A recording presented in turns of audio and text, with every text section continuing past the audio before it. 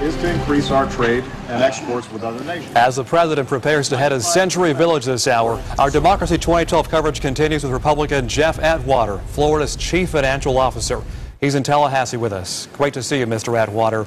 The president has said he'll spend the next several days in Florida pushing two fundamentally different visions of how to grow the economy, create jobs, and pay down the nation's debt. Increasingly across Florida, however, Republicans have said he just isn't up to the job. Why is that?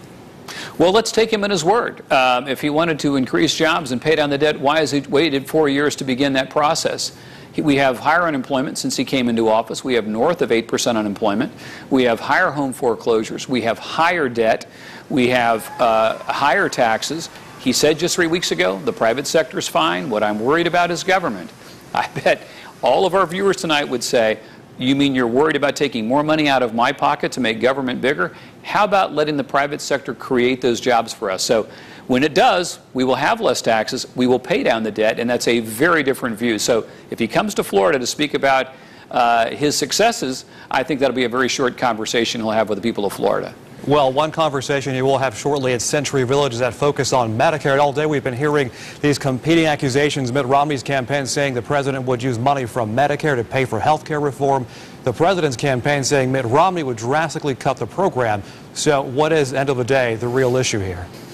Well, the only one who has cut the program is President Obama. So he could, again, let's take him at his word. He has cut the program. But I think what everyone else looks at down the road for America and the great American story and the great American experiment is, will Medicaid also be there for the next generation? Everything that Mitt Romney has said is that he honors Medicare and he wants to honor our generations of Americans who have worked hard, paid their dues, and served their communities, and that Medicare is not at risk under his leadership. He honors that, he cherishes that, and there is nothing that the president has that has any other indication other than Mr. Romney honors that.